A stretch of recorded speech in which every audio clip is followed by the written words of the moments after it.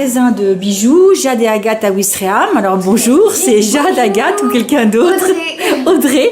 Donc, quelle est l'histoire de ce petit magasin sur Ouistreham? À la base, j'étais installée à Douvres-la-Délivrande pendant 2 ans. Et du coup, je mets en avant du produit de créateurs français majoritairement, car 5 sur 7 des créateurs avec qui je travaille sont issus des métiers et de l'artisanat d'art. Donc, des petites séries de production, mais aussi des pièces uniques. Toutes les pierres sont naturelles, hein. Il n'y a aucune pierre synthétique chez moi. Je tiens à le dire parce qu'on en voit de plus en plus et on ne le précise pas forcément. Voilà, donc chez moi, soyez rassurés à ce niveau. J'ai tous les petits certificats d'authenticité, voilà, tout ce qu'il faut. J'ai également des pièces, donc peut-être comme vous avez pu le voir dans la vitrine par ici. Voilà, des petits modèles hein, comme celui-ci. Donc ce sont des ailes de papillon. Ah, c'est ravissant. Donc ce sont des ailes qui proviennent de fermes d'élevage. Donc c'est surveillé, c'est réglementé. Il faut savoir qu'en moyenne, un papillon vit 3 jours. Donc on en récupère les ailes à leur décès. Et du coup, sur ce modèle, donc elles sont entièrement résinées, ce qui garantit l'aile dans la durée. Et donc montées sur des petits rouages et une petite structure papillon, donc en étain. Et les rouages proviennent de montres anciennes, de montres égoussées. Ah oui, carrément. Voilà. C'est toute une histoire, oui. Exactement. Donc plein de pièces comme ça. On peut retrouver des déclinaisons, notamment comme sur ce modèle en broche. Toujours les papillons. Toujours sur les papillons. Après, petite variante, les ailes de cigale.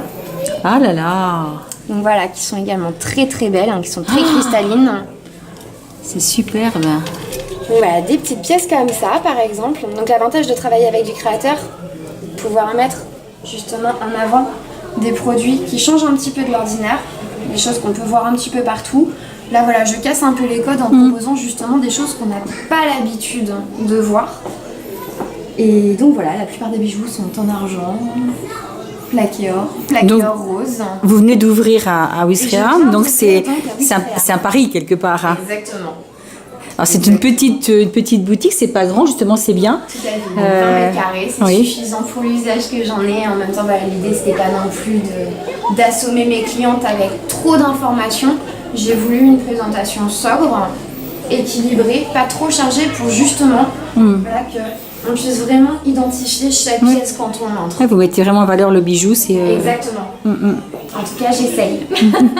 Donc toutes sortes de bijoux, aussi bien bagues, boucles d'oreilles, colliers, pendentifs, bracelets. Et du coup, je me suis élargie à Douvres. Je ne présentais ni broche, ni bijoux pour tête. Aujourd'hui, je propose des headbands et des broches. Justement, la broche revient à la mode. Je vais vous demander, la broche, c'est pas facile d'en trouver pour l'instant. C'est pas facile d'en trouver. Oui. Et j'en ai quelques-uns.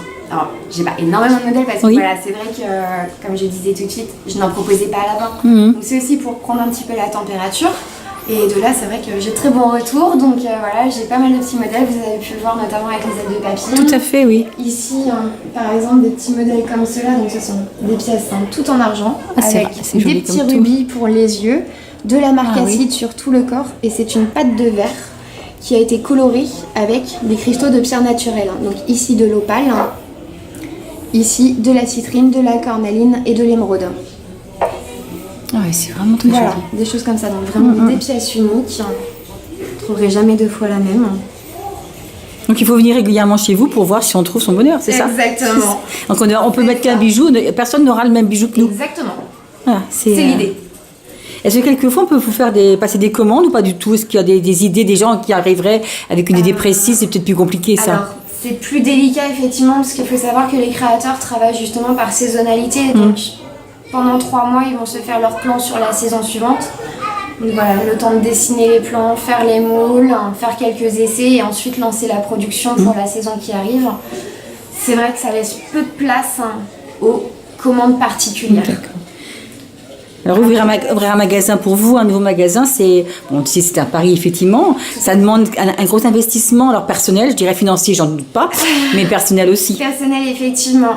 Dans les premiers temps, clairement on ne compte pas nos heures, parce qu'il faut savoir qu'en dehors des heures d'ouverture, il y a aussi tout ce qui est comptabilité, gestion des stocks. Donc voilà, préparer aussi les nouvelles collections. Donc tout ça, c'est un petit peu du travail à plein temps. Donc oui, on y passe majeure partie de notre temps libre également. Alors vous êtes toute jeune, on vous souhaite beaucoup de, je vous souhaite moi, beaucoup de courage et beaucoup de chance. Et puis j'espère que les personnes viendront vous voir parce que c'est vraiment, vraiment très très joli. Merci beaucoup.